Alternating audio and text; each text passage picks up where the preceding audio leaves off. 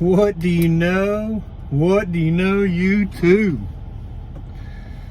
I know it's Monday morning and I'm getting live unloaded right now, so they're back there rocking and shaking things around a little bit. So let's do a quick update on the last two loads of the week, and we'll get to the week recap to see, did I salvage a week with two basically canceled loads.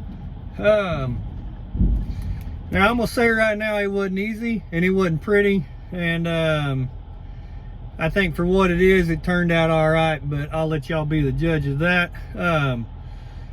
So without further ado, let's get to the first load update. Now, the last place I was at was in Goddard, Kansas. From Goddard, Kansas, I dropped down to Oklahoma City again. That was 168 miles of deadhead. And then from there, I went back down to Dallas again, 207 loaded miles. Now, when all this first started happening, and I was sitting in Irving with that canceled load there, trying to figure out what I was gonna do, the two loads from OKC to Dallas popped up. Now that's what got me started on this. I went ahead and booked both of those loads, and my intentions then was, worst case scenario, I would deadhead from Dallas back to Oklahoma City and grab, because I knew those were light loads. I can make really good time, but in the meantime of that, I was also looking for something that I could squeeze in there, squeeze in between the two loads, because they had open time frames on them. And that's where the Goddard, Kansas load came in. I found it. I submitted a little load up insert to let you do that. Everything went through just fine, and they was able to insert it. So that's how I ended up with the load from Dallas to Goddard in between the two. So anyway, OKC to Dallas was 207 miles. That's 375 total miles. That load weighed 15,000. It said 15,600 pounds again. I don't think it was. It was like cardboard returns or something like that on both of those loads. Those stacks were only about knee high from the front of the trailer to the back of the trailer. I mean, it didn't feel like no 15,000, but once again, that load paid $643.32. Now that's a rate of $1.71 a mile. So not a terrible rate for that lane. That lane from Dallas to Oklahoma City is not great. I mean, it's not terrible either. There's freight that runs back and forth. The hardest part about it is if you're trying to stay on that lane, it's not consistent. Like, sometimes the loads ain't consistent. There's a lot more freight from Dallas to Oklahoma City than there is from Oklahoma City to Dallas, so I will say that too. So yeah, $1.71 a mile on that. Goddard to Oklahoma City to Dallas. Now, from Dallas, I had to drop that load there, and then they had me bobtail to another location in Dallas, which was 7 miles of bobtail, and then I deadheaded 29 miles over to Irving, Texas. Now, this is the same place that I had the load basically pulled out from underneath me or canceled on me.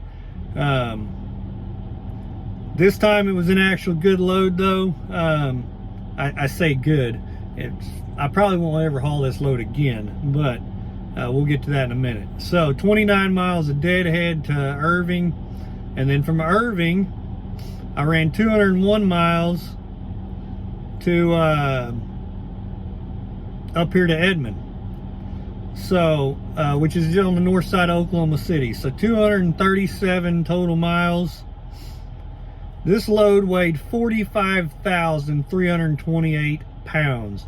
Now that is the heaviest load that I've hauled with Schneider so far.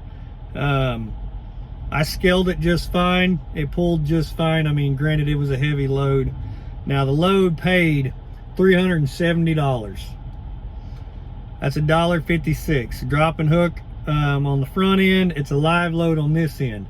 Now, when I say this is a load I probably won't ever haul again, well, now that I know where it's going and stuff, I mean, not that this is a bad place, but it took an hour to get through the check-in line to get to a door, well, it's probably over an hour.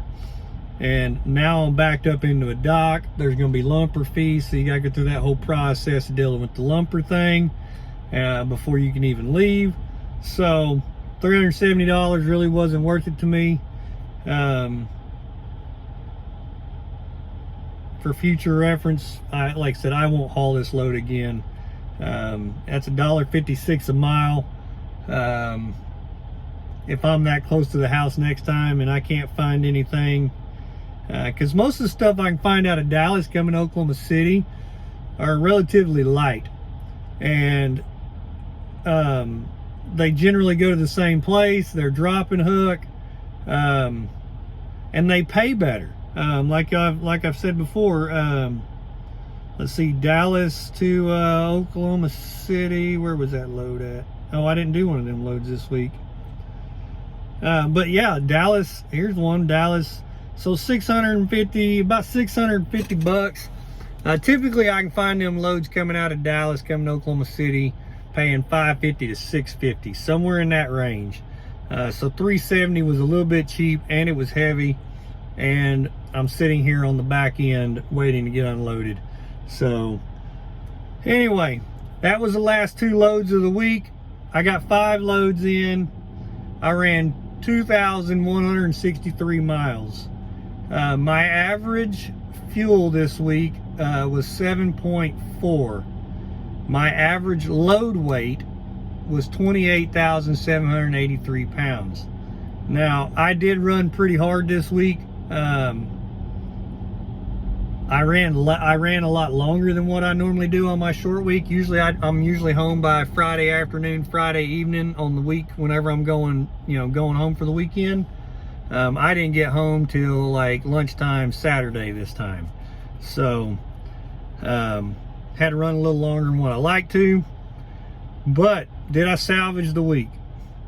So total revenue for the week was $3,787.91. Now that's with $150 V&U charge. The first V&U charge actually got tagged on to the end of last week, so I didn't count it. I could have counted it. It would have been another 150 bucks. It actually happened this week, but since they paid me for it last week, I just didn't count it this week. It was just a bonus on the back end of last week. Last week was a pretty decent week. So rate per mile this week was $1.75. So that was basically Memphis to Oklahoma, Oklahoma, Dallas, just back and forth up and down I-35. So it's not a great lane to run for those of y'all that, you can make money. It's not terrible money. If you got a low cost per mile, you can make a living at $1.75 a mile. Now, it's not where we want to be. Most of us want to be up there a little higher, especially with the rates doing as well as they are in other parts of the country. So, which is where I'm headed. I've got a load already booked right now. Y'all have to wait to find out where I'm going with it. But like always, I'm getting out of here and I'm going east this week. Gonna try to stay as warm as possible, so try to stay out of the weather. I hadn't watched the weather to see what it's actually doing. I know some pretty nasty weather came through a couple days ago and ran up that east coast, northeast area. I guess they had some blizzard-like conditions and stuff, man. I hope everybody that was up in that area was all right. Hope y'all was smart enough to hunker down and wait for it to blow through. But yeah, that's where I was at this week. I felt like I salvaged the week. That was my opinion on it. Like I said, it was a lot harder running than what I wanted to do on my week whenever I'm typically trying to get to the house. But sometimes you just got to back up from the situation, back up and punt. Let's try it again, so that's what I did. I backed up, punted it, and we tried to make everything I could. So Anyway, I'm starting to ramble again, but we got some videos coming this week, so stay tuned for that. I'm feeling a lot better this week. I went to the doctor while I was at home, got no steroid shot in the butt to help me out, and got me some medication, so they got me to feeling better. I'm already feeling 10 times better than I was, so every day I should get to feeling a lot better. So I'll catch y'all on the next one. Y'all stay safe. And like always, hit the thumbs up, hit that subscribe, man. If y'all are still hanging around at this point, like always, man, y'all are awesome. I appreciate y'all more than anything. And like I said, I'll catch y'all on the next one. Y'all have a good day.